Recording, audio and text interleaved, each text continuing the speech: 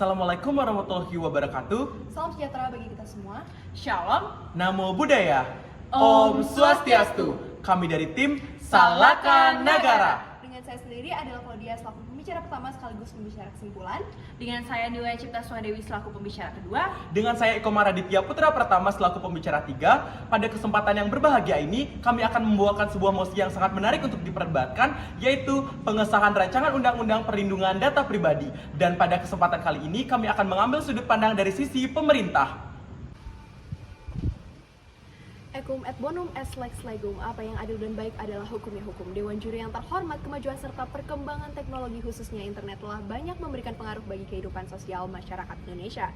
Namun dengan semakin berkembangnya internet yang demikian dapat menyebabkan terjadinya pembajakan terhadap informasi pribadi pengguna jasa internet yang tanpa izin atau yang sering disebut dengan kejahatan dunia maya atau cybercrime.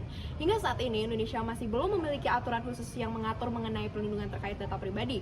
Berdasarkan ketentuan pasal 1 ayat 27 Peraturan Pemerintah Republik Indonesia Nomor 82 Tahun 2012 tentang sistem penyelenggaraan dan transaksi elektronik ini dinyatakan bahwa data pribadi adalah data perseorangan tertentu yang disimpan, dirawat, dan dijaga kebenaran serta dilindungi kerahasiaannya. Hal ini menyebabkan kurang terjaminnya perlindungan terhadap informasi pribadi pengguna jasa internet sehingga diperlukan pengaturan khusus tersendiri mengenai perlindungan informasi pribadi guna menciptakan suatu kepastian hukum. Karena itulah kami selaku tim pemerintah secara tegas mendukung mosi kita pada hari ini yang berbunyi pengesahan rancangan Undang-Undang Data Pribadi. Dewan Juri yang terhormat, sadarilah bahwasanya semua orang berhak untuk mendapatkan perlindungan hukum terhadap gangguan dan intervensi dari pihak manapun yang berkaitan dengan hal yang bersifat pribadi untuk dijaga kebenaran serta kerahasiaannya. Hal ini tentu sangat sesuai apabila kita menilik konstitusi negara kita, yakni di mana pada Undang-Undang Dasar tahun 1945 pasal 28G ayat 1 disebutkan bahwa setiap orang berhak atas perlindungan diri pribadi, keluarga, kehormatan, martabat, dan harta benda yang dibawa kekuasaannya, serta berhak atas rasa aman dan perlindungan dari ancaman ketakutan untuk berbuat dan tidak berbuat sesuatu yang merupakan hak asasi. Selain itu pula, pada artikel 12 UDHR menyatakan bahwa tidak seorang pun boleh terganggu urusan pribadinya, keluarganya, rumah tangganya, atau hubungan surat menyuratnya, dan dengan semenang-menang juga tidak diperkenalkan melakukan pelanggaran atas kehormatannya dan nama baiknya. Setiap orang berhak mendapatkan pelindungan hukum terhadap gangguan-gangguan atau pelanggaran seperti ini.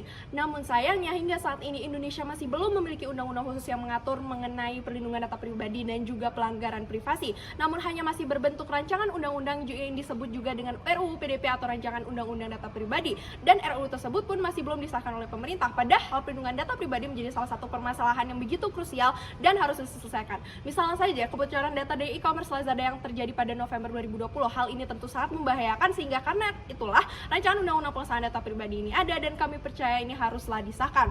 Selain itu, apabila pelanggaran privasi dan kebocoran data pribadi ini terus berlangsung tanpa ada sebuah regulasi yang mampu untuk memayunginya, hal ini akan menjadi suatu ancaman bagi pengoperasian sektor-sektor krusial di negara kita yang telah berjalan secara digital, khususnya sektor ekonomi. Bukan Dewan Juri yang terhormat, sadarilah bahwasanya faktor keamanan merupakan hal yang sangat penting yang sangat perlu dijamin keberadaannya dalam aktivitas ekonomi digital. Perlindungan data pribadi menjadi semakin mendesak karena keberadaannya merupakan jaminan bagi hak dasar warga negara. Menurut peneliti Center for Indonesian Policy Studies atau CIPS, Pinkan Audrey Kosijungan mengatakan bahwasanya pembahasan rancangan Undang-Undang Perlindungan Data Pribadi atau RUU PDP ini perlu segera difinalisasi karena akan menentukan perkembangan ekonomi digital Indonesia yang potensi pertumbuhannya masih terganggu oleh kasus-kasus kebocoran data yang sering terjadi ini. Hal tersebut mengindikasikan bahwasanya pertumbuhan ekonomi digital Indonesia juga tidak hanya memerlukan pertumbuhan pelaku usaha e-commerce, melainkan juga ruang interaksi yang aman dan perlindungan data pribadi. Sehingga konklusinya, pengesahan RUU PDP ini sangat harus untuk disahkan apabila dari segi prinsipal dan didukung oleh pasal-pasal yang telah disebutkan, serta mampu untuk menjadi kunci pertumbuhan ekonomi digital demi menyongsong era Society 5.0. Lex prosit non hukum selalu melihat ke depan, bukan ke belakang.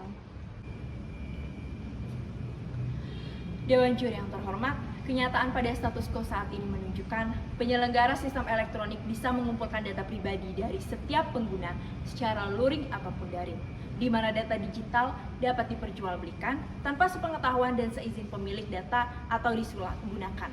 Untuk tujuan di luar pemberian, penyerahan data pribadi digital sangatlah berbahaya. Bisa juga terjadi data pribadi yang terkoneksi dibajak, dicuri atau dihack oleh pihak ketiga. Dengan adanya penyalahgunaan data pribadi, maka dapat terlihat dengan sangat adanya kelemahan sistem, kurangnya pengawasan, sehingga data pribadi dapat disalahgunakan dan mengakibatkan kerugian bagi pemilik data tersebut. Penyalahgunaan dari segi pencurian, penjualan data pribadi merupakan suatu pelanggaran hukum dalam bidang teknologi informasi dan juga dapat dikategorikan sebagai pelanggaran atas hak asasi manusia atau HAM. Karena data pribadi merupakan bagian dari hak asasi manusia yang haruslah sangat dilindungi. Berkaitan dengan hal tersebut, terdapat beberapa contoh kasus dalam penyalahgunaan data pribadi. Di antaranya yaitu, pertama, penyalinan data dan informasi kartu ATM nasabah atau skimming, di mana pelaku skimming melakukan penarikan dana di tempat lain. Yang kedua, pinjaman online, di mana mekanisme transaksinya mengisi data secara online akan tetapi dalam hal keterlambatan pembayaran tidak jarang menggunakan kolektor untuk melakukan intimidasi kepada nasabah, keluarga nasabah, pimpinan tempat nasabah bekerja, dan bahkan dapat mengakses data dari handphone nasabah tersebut. Ketiga, yaitu transportasi online, di mana konsumen mengalami pelecehan seksual melalui nomor WhatsApp yang tertera. Alasan kenapa pada akhirnya ini patut untuk dikritisi oleh tim kami dan keberadaannya begitu urgent adalah yang pertama, intimidasi online terkait gender seringkali terjadi, di mana menyebut data pribadi berupa jenis kelamin patut untuk dilindungi untuk menghindari kasus pelecehan seksual atas perundungan secara online. Yang kedua, perlindungan terhadap data penting untuk dilakukan agar menghindari ancaman kejahatan dunia maya termasuk kekerasan berbasis gender online atau yang biasa disebut atau yang biasa lumrah disebut dengan KBGO. Ketiga, mencegah penyalahgunaan data pribadi oleh pihak yang tidak bertanggung jawab. Dalam diskusi terkait dengan hal ini, Kemenkominfo juga membeberkan bahwasannya hadirnya rancangan undang-undang atau RUU perlindungan data pribadi yaitu PDP kini begitu penting untuk menjauhi potensi penipuan yang ada di dunia maya. Dan yang terakhir yaitu hak kendali atas data pribadi. Kita tidak bisa berbohong bahwasanya alasan terakhir secara global kita memiliki kontrol penuh atas privasi. Hal ini sudah dijamin dalam Deklarasi Universal tentang Hak Asasi Manusia 1948 pasal 12 dan Konvensi Internasional tentang Hak Sipil dan Politik 1966 pasal 17 dan Indonesia pun sudah mengakui hal ini. Inilah mengapa pada akhirnya perundang-undangan data pribadi haruslah tetap dilindungi.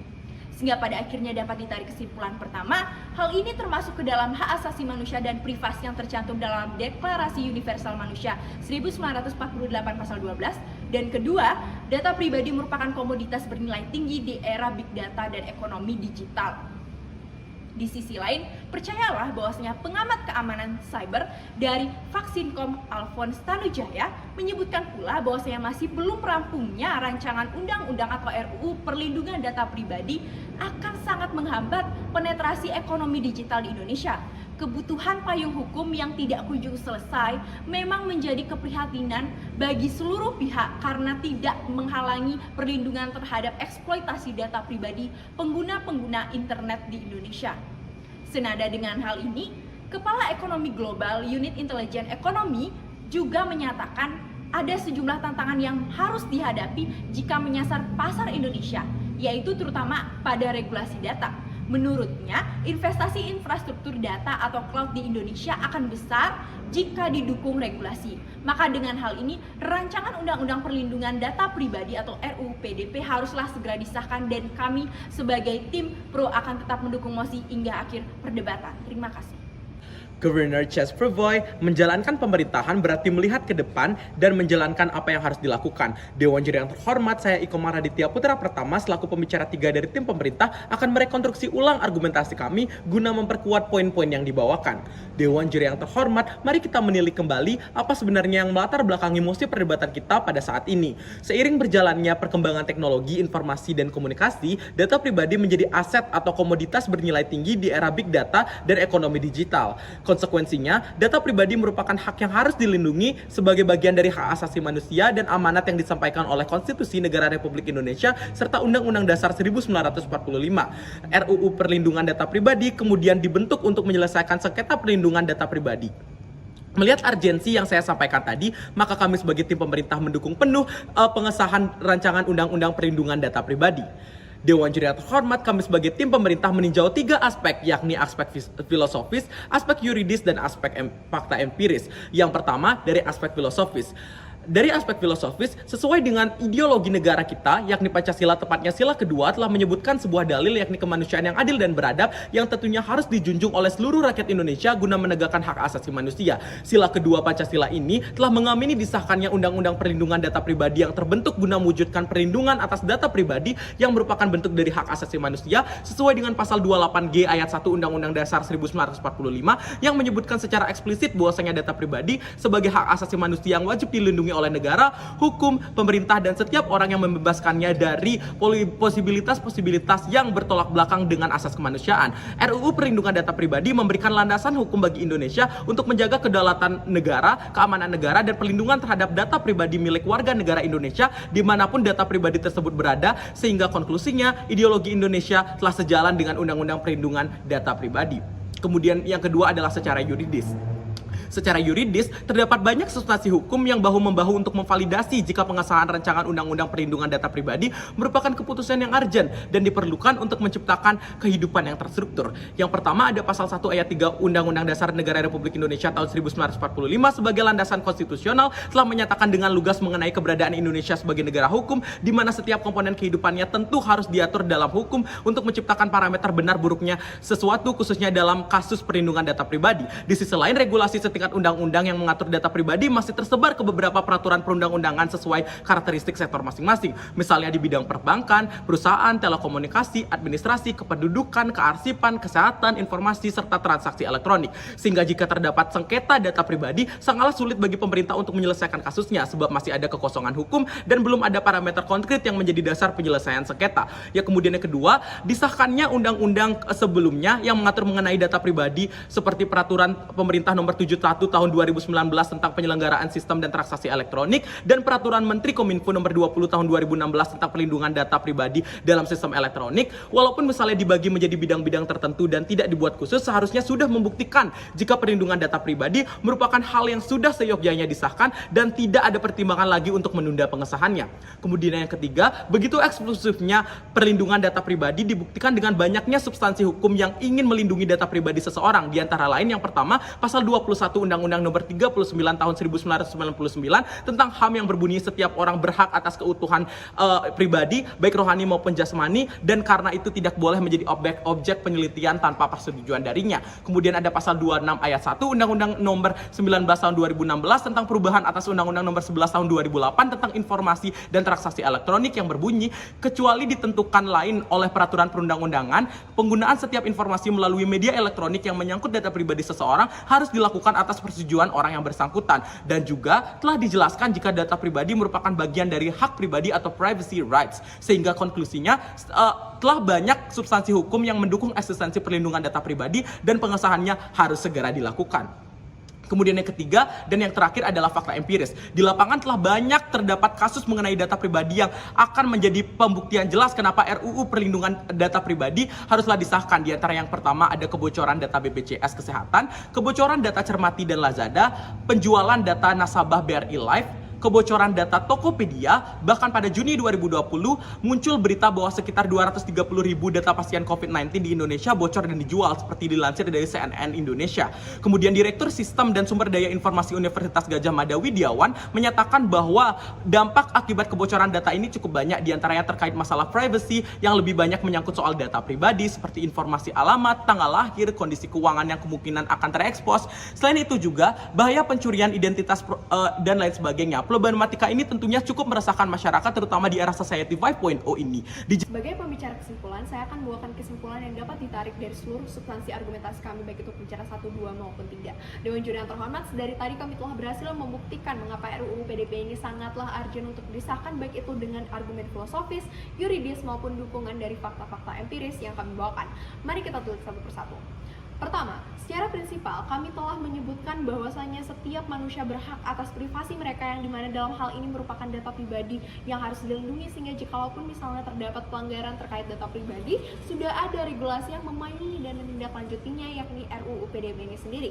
Yang kedua, secara yuridis keberpihakan kami dalam mendukung pengesahan RUU PDP menurut pada negara hukum yang tentunya akan mengatur segala pelanggaran mengenai HAM setiap warganya. Hal ini pun sesuai dengan perlindungan HAM pada Undang-Undang Dasar Republik Indonesia serta ideologi bangsa Indonesia, yakni Pancasila terutama sila kedua, di mana menyebutkan kemanusiaan yang adil dan beradab sebagai landasan murni yang harus dipatuhi oleh setiap rakyat Indonesia. Inilah mengapa pada akhirnya sesuai dengan konstitusional hal ini pada akhirnya akan tetap kekal harus disahkan. Di sisi lain terdapat banyak sekali substansi hukum yang melindungi keberadaan data pribadi ini secara yuridis, yakni dengan ditunjukkannya pasal 28G ayat 1G Negara Indonesia 1945, pasal 21 Undang-Undang Nomor 39 Tahun 1999 tentang HAM, serta undang-undang yang mengatur tentang data pribadi di setiap bidang sesuai dengan karakteristiknya masing-masing, seperti pasal UU Nomor 39 Tahun 1999 tentang HAM, pasal 26 ayat 1 UU Nomor 19 Tahun 2016 tentang perubahan atas UU Nomor 11 Tahun 2008 tentang informasi dan transaksi elektronik atau UU ITE, dan lain-lain. Kemudian yang telah menyatakan keberadaan data pribadi harus dilindungi. Yang ketiga adalah dari sisi fakta empiris, ketiadaan regulasi yang mengatur mengenai penyalahgunaan data pribadi ini juga menjadi ancaman bagi pengguna internet Indonesia, seperti halnya ancaman terhadap perlindungan terkait gender yang biasa disebut dengan kekerasan berbasis gender atau KBGO, penyalahgunaan data pribadi oleh pihak yang tidak bertanggung jawab, potensi penipuan serta pelanggaran kontrol atas privasi data pribadi kita.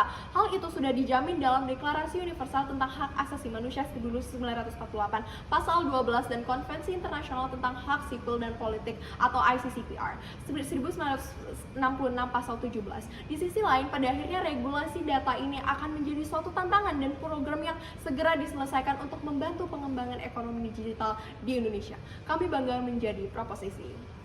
Burung Irian, burung cendrawasih, cukup sekian dan terima kasih.